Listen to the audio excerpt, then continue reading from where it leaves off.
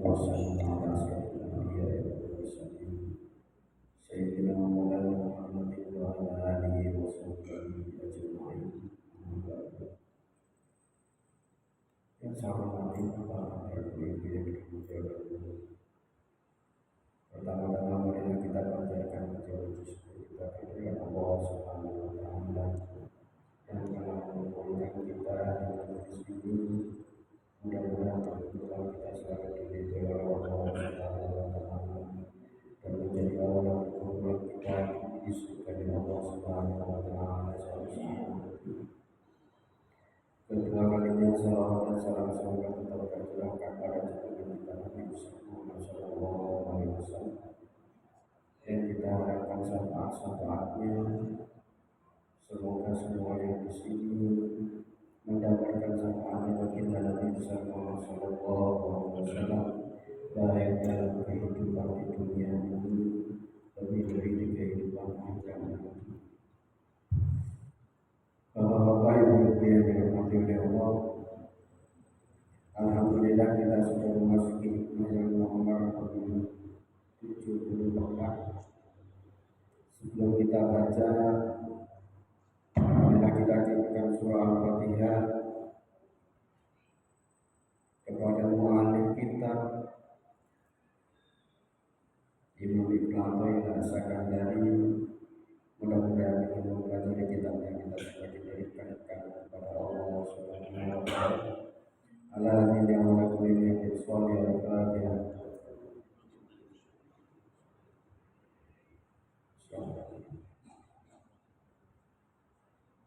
Bismillahirrahmanirrahim. Qala al-musannif rahimahullah ta'ala wa nafa'ana bihi wa bi ulumihi wa barakatuhu fi nabihi wa sahbihi amin. Qala Imam Ibnu Athaillah jauh di dalam hikmah yang nomor 74 ini, mata razaqokah at-ta'at wal ghina bihi anha fa'lam annahu qad asbahu 'alaika ni'amahu dhahiratan wa batinatan. Apa yang kemudian dibahas, mata itu kalau dalam bahasa keseharian mungkin akan bermakna kapan. Mata aida apabila rozakokah memberikan rezeki, menganugerahkan kepadamu. Jadi rozakokah itu berarti bukan rezeki tapi anugerah yang diberikan Allah kepada diri kita. Dalam bentuk apa? Dalam bentuk rezeki. Nah, rezeki yang model bagaimana? Atau ketaatan. Jadi ketaatan yang kita lakukan itu adalah rezeki yang dianugerahkan Allah kepada kita. Jadi rezeki itu bukan semata-mata uang, bukan semata-mata beras, bukan semata-mata yang tampak materi, tapi taat, ketaatan itu adalah rezeki anugerah yang diberikan Allah kepada diri kita. Wal ghina bihi anha, dan ghina itu kaya. Orang kaya itu tidak pernah bergantung kepada apapun. Yang namanya kaya itu tidak bergantung kepada materi.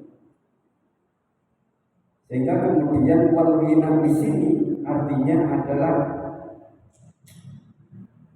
menjadikan diri kita tidak bergantung kepada amal yang telah dianugerahkan Allah kepada diri kita. Sekalipun kita taat, kita yakin bahwa ketaatan itu adalah anugerah dari Allah, bukan kemudian kita menggantungkan hidup kita kepada ketaatan itu, tapi tetap menggantungkan hidup kita kepada Allah. Gimana sih menggantungkan hidup kita kepada ketaatan? Kalau sudah perilakunya baik pasti soleh, belum tentu. Orang yang hafal Al-Quran perilakunya pasti baik dan pasti masuk surga, ya kurang mesti. Karena amal itu tidak bisa dijadikan sebagai gantungan hidup kita di dunia maupun di akhirat. Sehingga kemudian Mu'ayyidah Daud Fa'lam anhu qad asbahu alaika ni'amahu. Jika kita sudah merasa cukup dengan anugerah ketaatan kita, ketaatan yang diberikan Allah kepada diri kita, fa'lam maka ketahuilah annahu qad asbahu alaika, maka Allah telah menyempurnakan asbahu alaika kepadamu ni'amahu, nikmatnya. Kalau kita itu masih menggantungkan hidup kita kepada selain Allah atau kepada sesuatu yang tidak taat, maka itu bukan pasti. Bagaimana kita menjadi manusia yang sempurna saat kita sudah menggantungkan sudah merasa bahwa ketaatan sebagai anugerah yang diberikan Allah itu sudah cukup bagi kita.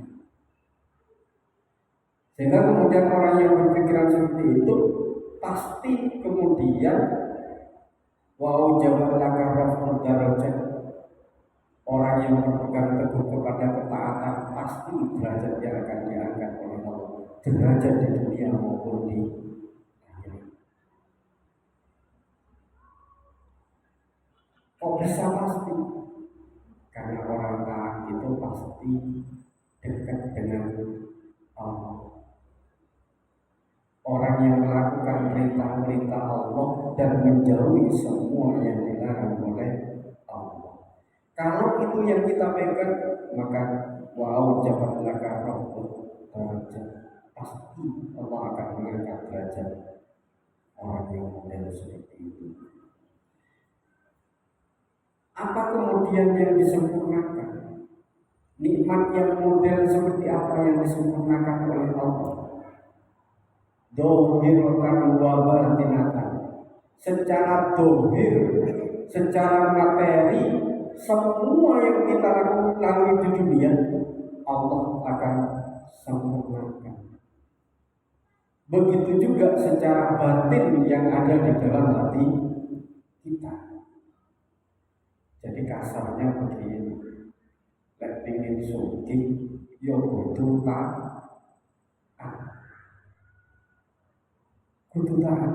pingin sugih kudu taat, pingin sukses kudu taat, pingin apapun di dunia itu modalnya adalah taat kepada Allah. Kenapa modalnya harus taat kepada Allah? Yang memiliki semua yang ada di dunia itu adalah Allah, bukan yang lain. Sehingga kemudian orang-orang yang tahu bahwa ketaatan itu adalah modal hidupnya, maka dia pasti tidak akan pernah menggantungkan hidupnya kepada selain Allah.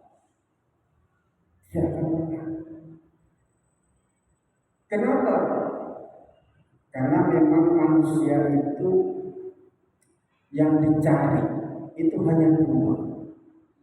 Secara dohir itu adalah intisalu awamirillah wa jtinabu nawahihi, sedangkan yang batin itu adalah hanya menggantungkan diri kita kepada Allah.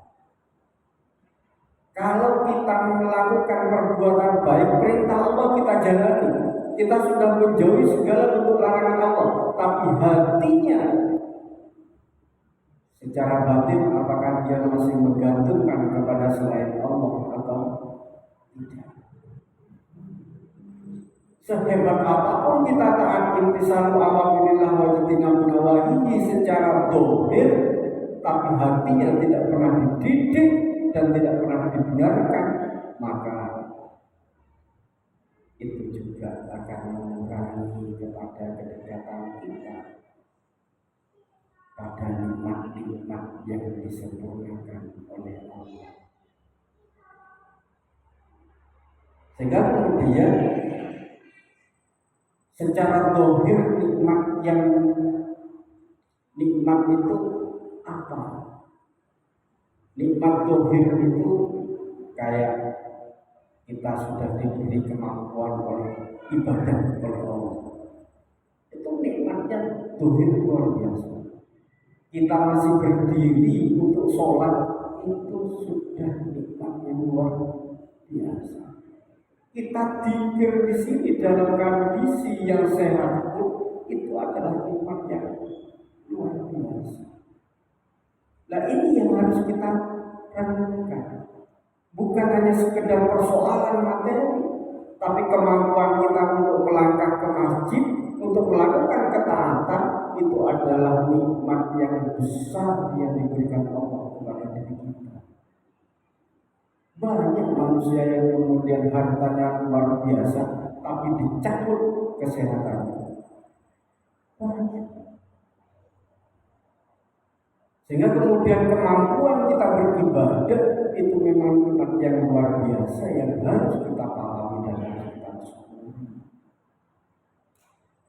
Makanya orang yang memang betul-betul mendekat kepada Allah, berjalan pada sisi Allah, secara dohir dia selalu menganggap ibadah ketaatan itu adalah nikmat.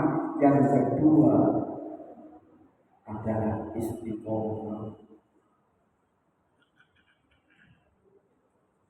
Sehebat apapun manusia dan sepintar apapun manusia, ketika tidak pernah bisa istiqomah di dalam ketaatannya, tidak ada apa-apa. Mungkin kemudian kita akan bangga pada diri, sehingga kemudian kita mampu untuk beramal lebih daripada orang lain, tapi di sisi Allah. Nah ini yang kemudian harus kita renungkan. Keistiqomahan itu bukanlah slogan yang harus kita tetapkan dalam buku, tapi itu adalah bagian dari perilaku yang harus kita lakukan. Kalau istiqomah sholat, istiqomah sholat. Istiqomah zikir, istiqomah zikir. Semua bentuk ketaatan harus dilakukan secara istiqomah. Itu yang menjadi fondasi kita untuk selalu dekat kepada Allah, dan kita menganggap bahwa ketaatan bagian dari anugerah dari Allah. Ada orang yang hidup di dunia, besok melakukan ketaatan, besoknya lagi melakukan kemungkaran. Apakah itu kemudian dianggap sebagai orang yang memahami bahwa nikmat terbesar itu adalah ketaatan? Mungkin memahami, tapi tidak bisa dikatakan sebagai hamba yang diakui oleh Allah. Maka itu yang kemudian harus direnungkan secara mendalam. Yang ketiga adalah kehidupan kita itu enggak panjang. Mungkin umur kita hanya sebatas 100 ke bawah, gak pernah lebih. Tetapi ketika kita masuk di alam barzakh, berapa tahun? Kiai Nawawi aja sudah berapa tahun? Imam Ibnu Athaillah sudah berapa tahun? Nabi Muhammad yang umurnya 63 sampai hari ini berapa tahun? Kalau kita renungkan ini, maka nikmat yang terbesar salah satunya adalah kesempatan beramal soleh. Kehidupan kita itu adalah bagian dari kesempatan-kesempatan itu.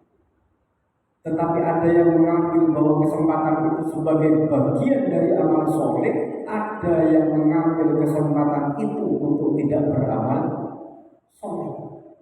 Sehingga apa yang kemudian difirmankan oleh gampang, semuanya hafal. wal asri innal insana lafi khusr. Itu yang kemudian menjadi bagian dari kehidupan kita. Kehidupan kita itu adalah kesempatan untuk beramal soleh, bukan kesempatan untuk tidak beramal soleh. Itu secara dohir yang harus kita pahami. Tapi bagaimana secara batin? Nikmat batin yang diberikan Allah kalau sudah dohir yang tiga itu kita pahami betul dan kita lakukan, maka nikmat batin yang akan lahir dalam batin kita adalah keikhlasan. Ikhlas dalam melakukan perbuatan apapun, tawadhu, rendah hati. Rendah hati itu gimana? Gampang. Rendah hati. Rendah hati itu bukan rendah diri. Rendah hati itu selalu melihat kepada dirinya itu adalah keburukan-keburukan yang terletak dalam dirinya, tapi di sisi yang lain ketika melihat orang lain itu selalu melihat kebaikan. Kalau itu bisa kita lakukan, maka yang akan muncul adalah ketawaduan. Selama pikiran kita masih melihat kejelekan-kejelekan orang lain, jangan berharap kita menjadi manusia tawadhu. Apalagi kemudian selalu melihat kelebihan yang ada dalam diri sendiri. Kalau selalu melihat kelebihan yang ada dalam diri sendiri, maka yang akan muncul adalah ujub, hilang ketawaduannya, muncul rasa ujub, bangga pada dirinya sendiri, bangga pada amalnya, bangga pada apapun yang dia miliki. Itu kalau kita tidak pernah, kalau kita selalu melihat diri kita itu kebaikan-kebaikan, maka lihatlah kejelekan-kejelekan di saat kita melihat diri sendiri.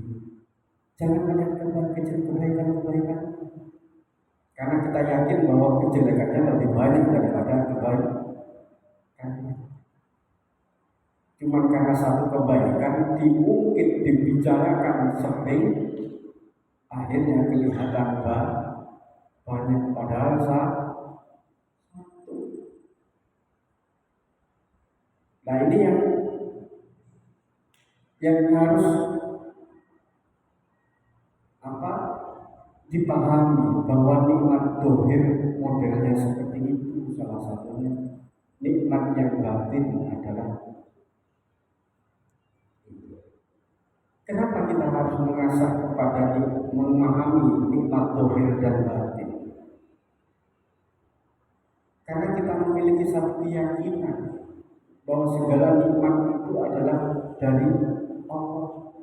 Sehingga kemudian Allah itu jauh wa matikuni nikmatin faminal. Semua nikmat-nikmat Allah yang diberikan kepada kita itu la haula wala quwwata illa billah. Tak punya apa-apa. Yang ada hanyalah nikmat yang diberikan, yang dianugerahkan Allah kepada diri kita. Di sisi yang lain kemudian Allah jauh wa ma taufiqi illa billah. Taufik, hidayah, nikmat yang dianugerahkan kepada diri kita, pertolongan itu semata-mata dari Allah, bukan dari kita, bukan dari orang.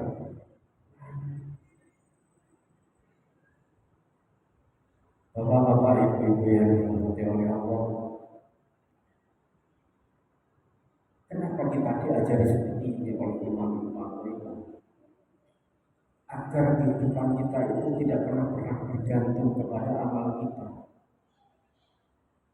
Kalau kita selalu menggantungkan pada amal. Kita selalu zikir begini malam Senin. Kalau kita menggantungkan pada zikir itu, maka orang yang tidak berzikir kita katakan sebagai orang yang bukan atau yang jauh dari Allah. Kalau itu yang ada di dalam otak kita, berarti kita masih mengandalkan zikir kita, masih menggantungkan pada amal kita. Padahal Nabi Daud layudhila ahadan amaluhu al-jannah. Tidak ada satupun manusia itu yang masuk ke dalam surga Allah karena amalnya.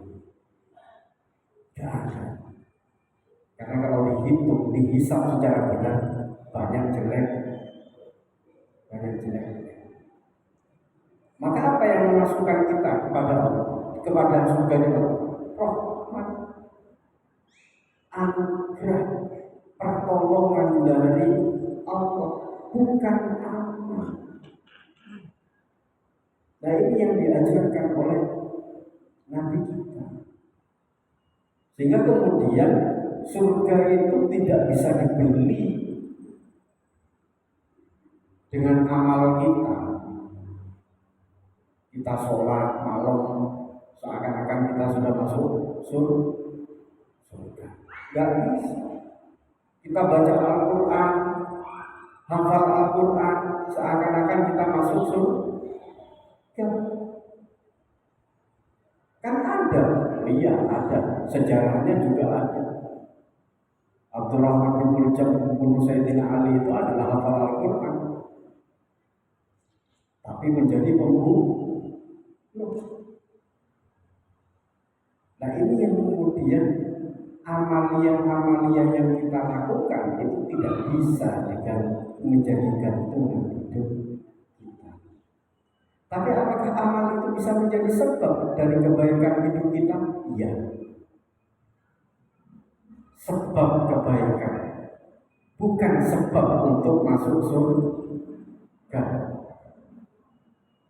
Karena urusan surga itu adalah otoritas Allah.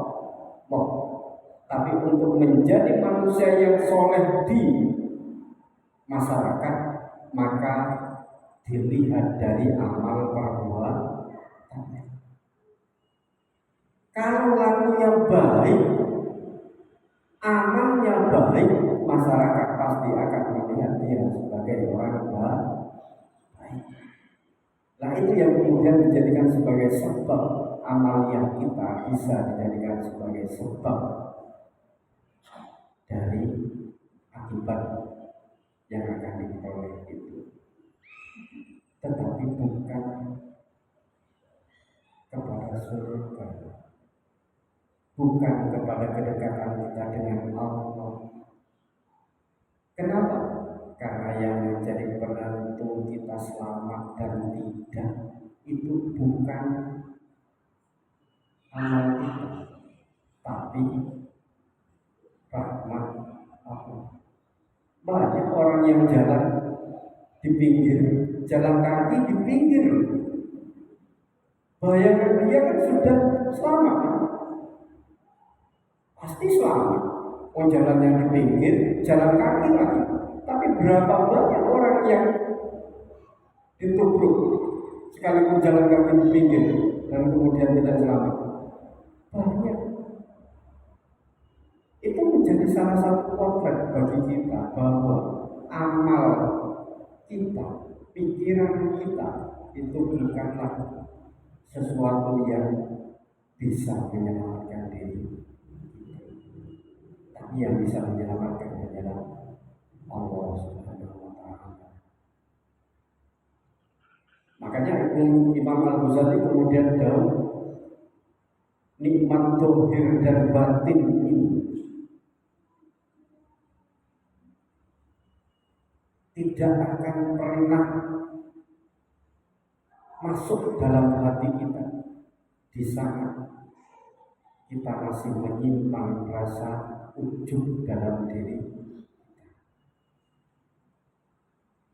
Sehebat apapun kita mengatakan bahwa kita menggantungkan diri kepada Allah, tapi rasa ujub masih ada dalam diri kita, maka itu hanya slogan, bukan amalan, bukan laku, bukan amalia. Sama dengan orang taat, selalu bilang taat kepada Allah, selalu menjalankan perintah Allah, tapi nggak pernah sholat. Percaya? Ya nggak percaya. Mungkin sebagian manusia percaya, tapi orang Allah tidak mungkin percaya. Maka jauhilah ujub itu. Di dalam bahasa Al-Ghazali, jauhilah ujub itu. Kenapa kita harus menjauhi ujub? Karena ujub itu adalah hijab kita. Merasa bangga pada diri kita, itu adalah hijab kita. Hijab dari rahmat Allah, hijab dari taufik Allah, hijab dari hidayah Allah, hijab dari Allah sendiri. Jadi kalau kita merasa bahwa diri kita adalah orang hebat, bangga pada dirinya, maka yang akan muncul adalah kesombongan. Kalau kesombongan, iblis dilarikan dari surga, dikeluarkan dari surga, kemudian dilaknat hanya gara-gara satu kesombongan. Hanya kesombongan. Makanya ketika kemudian ujub berubah menjadi sombong, jangan bicara dekat dengan Allah. Sudah pasti jauh. Manusia yang jauh dari Allah salah satunya memiliki ciri khas ujub, yang kedua adalah sombong. Itu jelas. Sehingga kemudian Imam Abdul Hasan Sadili tahu, ya cukuplah kepada Allah kita bergantungkan. Cukuplah kita bergantung kepada Allah. Cukup iya karena aku dua iya karena tak. Cukup kulhuwallahu ahad Allahus somad kepada Allah. Di sisi yang lain kita harus menjadi manusia yang intisab awamirillah wa jtinabu nawahi. Ini yang kemudian harus kita pahami. Problem hati yang seperti ini selalu kita yakini dekat dengan Allah. Kita yakin bahwa kita selalu bisa A, B, dan lain sebagainya. Padahal itu adalah hijab terbesar dalam diri kita. Bapak-bapak, ibu-ibu yang dirahmati oleh Allah,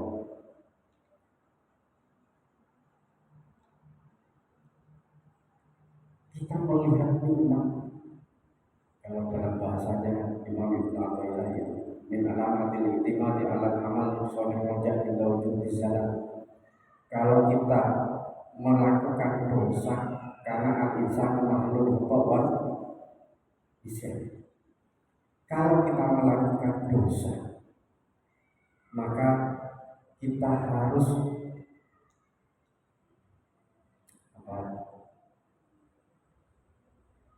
berharap ampunan Allah. Kalau kita melakukan dosa, kita harus minta ampun kepada Allah. Tetapi kalau kita melakukan dosa batin yang lebih banyak,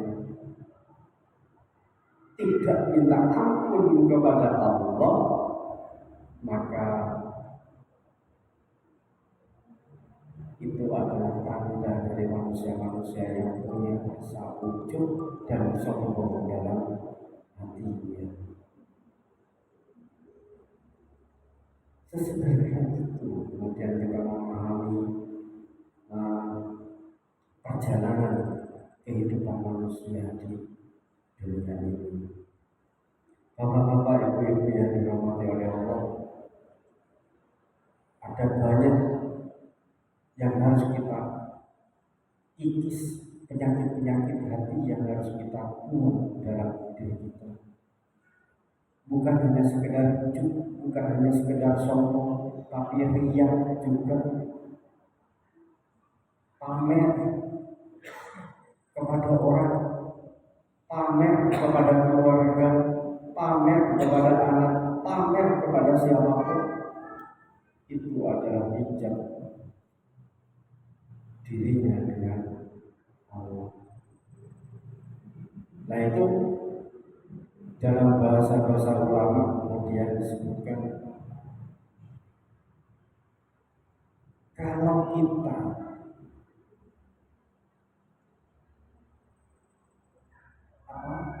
hanya sedikit saja atau tidak melihat amal kita, maka kita pasti akan menjadi manusia yang dikaruniai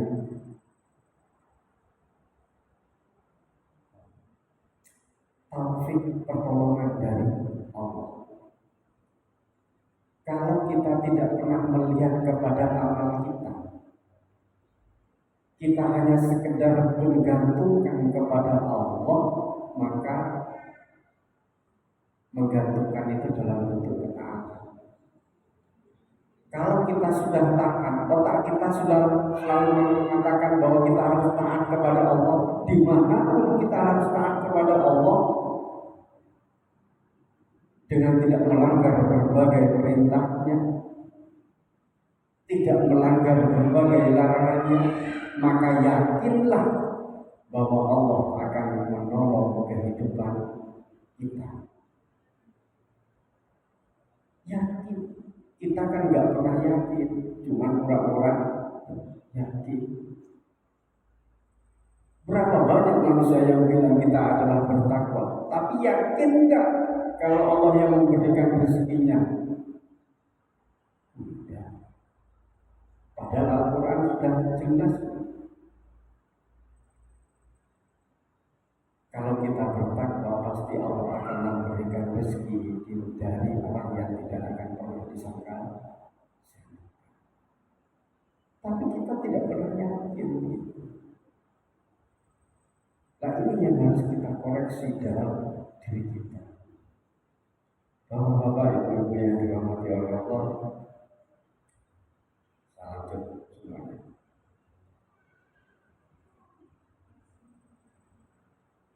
Maka manusia yang memiliki nikmat dohir, nikmat itu ada dua yang tadi, dohir dan batin. Orang yang memiliki nikmat dohir itu sudah pasti rajin ibadah, sudah pasti. Apakah rajin ibadah itu adalah kewajiban? Yang wajib saja? Yoga. Yang sunnah juga dikerjakan. Namanya ibadah bukan hanya sekedar sholat, tapi juga amalia sosial juga harus dikerjakan. Pasti rajin ibadah. Jadi kalau orang yang memiliki anugerah dan melihat nikmat itu sebagai anugerah dari Allah, dia pasti rajin ibadah.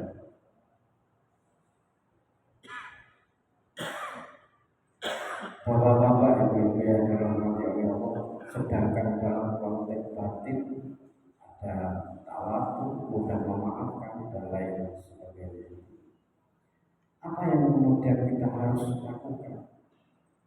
Yang harus kita lakukan setiap kita berdoakan, ya Allah, ini kalau kita doa sering yang selalu kita bacakan, berilah kita banyak rezeki, banyak apa itu kan begitu kan kalau kita doa boleh, tapi tambahkanlah bahwa berilah saya banyak rezeki dan beri juga saya keikhlasan kepada rezeki yang diberikan. Jadi bukan hanya sekedar amalnya yang diminta, tapi keikhlasan kita kepada amal itu harus dipanjatkan juga.